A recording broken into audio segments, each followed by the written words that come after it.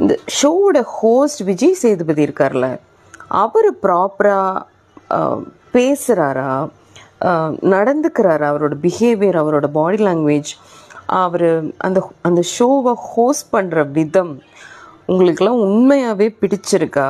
முதல்லலாம் கமல் சாரோட அந்த வீக்கெண்ட் எபிசோட்ஸ் வந்து அப்படி ரிப்பீட் மோட்லலாம் நான் பார்த்துருக்கேன்.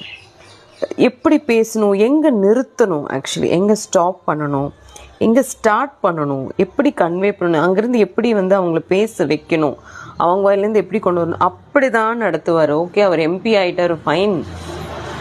அதுக்குன்னு விஜய் சேதுபதி சார் ஃப்ரீயாக இருந்தனால இந்த அக்ரிமெண்ட் சைனிங்காக விஜய் டிவியில் எனக்கு உண்மையாக தெரியல. நானும் நிறைய செலிப்ரிட்டிஸை கவனிச்சிருக்கேன். அவங்க டாப் நாச்சில் இருப்பாங்கன்னா ஒரு பீப்புள் ஹேண்ட்லிங் எப்படி பேசணுங்கிறது உண்மையாகவே நிறைய பேருக்கு கரெக்டாக தெரியல. இந்த மாதிரி செலிப்ரிட்டிஸ் நிறைய பேர் இந்த மாதிரி இருக்காங்க. திவாகரை சொல்கிறாருல, யூ ஹாவ் டு ரிசீவ்ங்க, ஒருத்தங்க பேசினா ஃபுல்லாக ரிசீவ் பண்ணுங்கள், அவங்கள எம்டி பண்ணுங்கள், அப்புறம் நீங்கள் பேசுங்க. நீங்கள் என்ன பண்ணுறீங்க?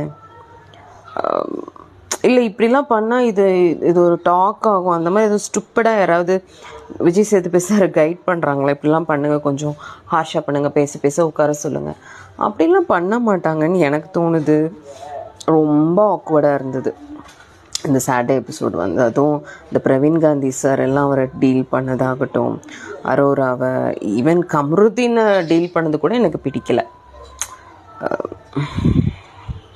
நீங்கள் என்ன நினைக்கிறீங்கன்னு கமெண்ட் பாக்ஸில் தயவு செஞ்சு சொல்லுங்கள்.